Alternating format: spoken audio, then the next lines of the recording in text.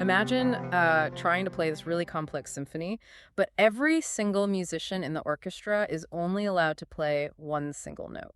Right, just one. Oh, and there's no sheet music, there's no conductor. Sounds like a nightmare for any classical musician. Totally. And you're trying to coordinate all of this while walking through a graveyard in the middle of the night. Yeah. Welcome to Rara. Today we are taking a deep dive into this absolutely captivating column from Monumental Movement Records. Yeah, published back in February 2026. Exactly. And the mission for this deep dive, for you listening right now, is to completely reframe what you think a street festival can actually be. Because it's so much more than just a party. Right. I mean, we're looking at this raucous, all-night, moving wall of sound in Haiti, and the source argues that it actually operates as a highly sophisticated engine of political resistance, religious devotion, and historical memory. It really does. Okay, let's unpack this, because before we can even understand the politics or the history, we really have to understand the sheer mechanics of how this massive sound is even constructed, like out of thin air. Yeah, the mechanics are just brilliant, honestly, because they force this absolute interdependence among everyone there. Right. So the primary instrument you're hearing in Rara is called the Vaksen. Okay. And these are these long cylindrical tubes. Historically, they were cut from bamboo, though today you'll often see them fashioned out of metal, like old pipes or whatever they can find. Oh, wow. Yeah. But the defining feature of the Vaksen is that it is not a melodic instrument in the way you might use, like a Yeah. trumpet or a flute. Right, you can't play a scale on it. Exactly. A single Yeah. player does not play a tune. A single player only blows one solitary note. Which, I mean, that sounds completely counterintuitive to making music, right? It really does. If you just picture a guy walking down a dusty road, blowing the exact same note over and over again, it doesn't sound like a festival. It sounds like a car alarm. Yeah, totally. Yeah. On its own, it is basically just a drone. Right. But the magic happens when you assign, say, a dozen different people, a dozen different pitches, and you give each of them a distinct rhythmic pattern to follow. Okay. So they begin to interlock these single notes. It's a concept called polyrhythm.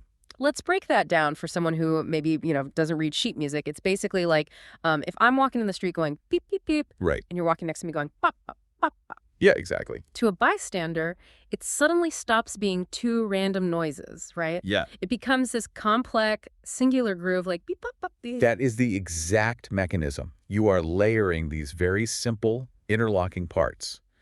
And then, you introduce the heavy physical thud of the drums. The percussion. Right? The constant shaking of maracas, the sharp bite of the metal percussion instruments. Suddenly, those isolated notes form this massive, intricate architecture of sound. It makes me think of a synthesizer. Oh, that's a great way to look at it. Like if you look at how a classic analog synthesizer works, you have these separate oscillators, right? Yes. One oscillator just generates a basic flat sound wave. On its own, it's just a hum. Just a single tone. Right. But when you patch a dozen of them together, all vibrating at different frequencies and triggering at different times, you get this gigantic, complex wall of sound. Yeah, that's exactly it. So Rara is basically a giant human synthesizer. I love that. Every single person out there in the street acts as a single key or a single oscillator. And the only way a song actually emerges is through this intense, unwavering cooperation. Yeah, you have to be totally locked in. Right. If one person loses focus and just drops out, the whole chord falls apart. What's fascinating here is that this entire human synthesizer, as you call it, operates completely without a blueprint. No sheet music. None. There is no sheet music handed out before the march. This incredible acoustic structure is passed down and executed entirely through physical memory. Wow. Just feeling it. Exactly. It is learned by doing, by feeling the rhythm of the person walking literally right next to you, by anticipating their breath. The column we read actually describes the resulting sound so beautifully. What did it say? It says, it's not the sound of a collection of individuals showing off their solo skills. It is literally the breath of the group. The breadth of the group. That's incredible. But, this group isn't sitting in a concert hall with perfect acoustics. No, not at all. They are moving. And that totally shifts how we have to think about this, because this isn't like a parade that stays neatly between the barricades on Main Street. Right, this is not the Macy's Thanksgiving Day Parade. Exactly. The procession deliberately moves through the everyday functional fabric of the community. So they trace a path over standard dirt roads, they claim busy intersections, they walk along the borders of villages. And cemeteries, right? Yes, and they wind their way through local cemeteries. By bringing this massive vibrating wall of sound into these spaces, they are temporarily transforming the mundane. Like just a normal street corner. Exactly. The crossroads where you might buy fruit on a Tuesday, it suddenly becomes something sacred. The physical space is altered by the sheer acoustic weight of the music. I mean, I get the poetic side of that, but let's talk about the actual logistics for a second. Okay, yeah. Because you have dozens, sometimes hundreds of people, right? Moving through narrow streets, across uneven village borders, and through literal graveyards in the pitch black of night. It gets wild. Wait, if you have this massive crowd moving through streets and graveyards at night, how does the procession not just fall apart into total visual chaos? I mean, people must be tripping over each other or losing the formation entirely. Well, they do lose the visual formation, and that is actually the point. Really? Yeah. In Rara, acoustic continuity matters so much more than visual order. Hmm. If the physical line of people gets messy, or if someone wanders, a few feet off the path in the dark, the march doesn't fail. As long as they keep playing. Exactly. As long as the sound doesn't stop, the march survives. Yeah. The participants are essentially navigating the dark using their ears, not their eyes. Oh, wow. They use the low frequencies of the drums and the sharp blasts of the Vaksen to know exactly where they are in relation to the group's center. So they're physically feeling the music. Yes. They are synchronizing their bodies to the vibrations. The sound effectively creates this temporary invisible map overlaid onto the village. It's like sonar for a cultural celebration. That's a great analogy, yeah. They are literally redrawing the map of their own town by ear. And, by tracing these invisible maps on the streets, they're actually tracing the past. Oh, deeply. Here's where it gets really interesting. Because you can't fully grasp what they are mapping without going back to the 18th and 19th centuries when Haiti was the brutal French colony of Saint-Domingue. Right. And we have to be clear here, the historical roots of Rara are forged in immense hardship. Yeah. During the colonial era, enslaved Africans were subjected to a ruthlessly violent plantation system. And any religious practices or, musical cultures they brought with them from Africa were heavily suppressed by colonial authorities. Because they feared an uprising, obviously. Exactly. But the enslaved populations kept these traditions alive in secret. They held these clandestine night gatherings, preserving their heritage away from the eyes of the overseers, completely in the dark. But how did those secret night gatherings evolve into something as public and structured as voodoo and Rara? I mean, you have African traditions clashing with French Catholicism. Well, it was a brilliant strategy of survival and adaptation, really. The enslaved populations realized that if they mapped their African spirits onto Catholic saints, the French overseers would look at their gatherings and just think, oh, they're simply being devout Catholics. Wow, so it was hidden in plain sight. Exactly. It was a synchronized camouflage. Then, after 1804, when Haiti launched a successful armed revolution and declared independence, this hidden synthesis broke out into the open. Right. Catholicism and the various African faiths formally merged and systematized into what we now know as voodoo. And Rara fits into that. Perfectly. Rara settles into this blended calendar, taking place right around the season of Lent leading up to Easter. So it is a synchronized calendar hiding a completely different, much older religion. It functions almost like a walking monument. Oh, I like that. Yeah, like when we think of a historical monument, we usually picture a bronze statue in a park, right? Something rigid, silent, and totally static. Yeah, just sitting there. But Rara is a monument made of human bodies in motion.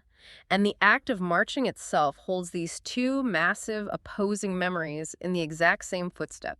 What do you mean? Well, on one hand, the physical act of being forced to walk long distances reflects the trauma of colonial slavery and forced movement. Right. But simultaneously, the continuous, unstoppable forward momentum of the crowd represents the triumphant experience of the revolutionary armed uprisings. Yes. They are carrying the weight of trauma and the power of triumph every single time their feet hit the dust.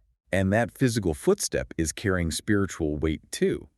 These processions aren't just a historical reenactment, They are active religious rituals. The voodoo aspect. Yes. Many of these marches are dedicated to specific loa, which are the spirits in the voodoo tradition. The participants aren't just walking. They are physically clearing a path for these spirits to travel through the community. Like literally making space for them. Exactly. The belief is that by doing this labor, this incredibly hard physical labor, The community receives blessings, and the music is the engine for that connection. Because it alters their state of mind. Exactly. The sheer overwhelming volume, combined with a relentless repetition of those polyrhythms, serves to drive participants into trance states.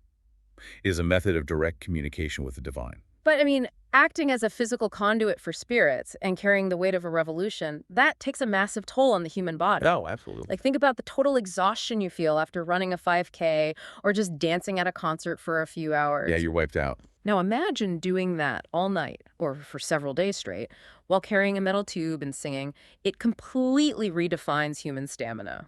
It really does. And the records show some of these marches lasting for days, with only brief, functional pauses. Days. The fundamental action is continuous. Yeah. Walking, blowing the Vaksen, beating the drums.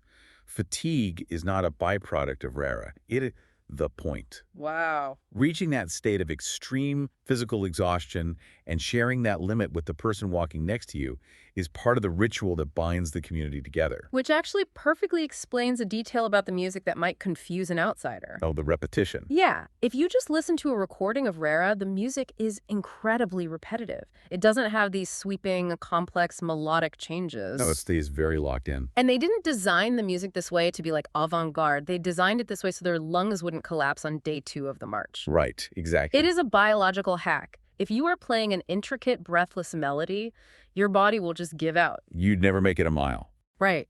But if you lock into a sustainable repeating pattern, you can optimize your physiology to walk for 3 days.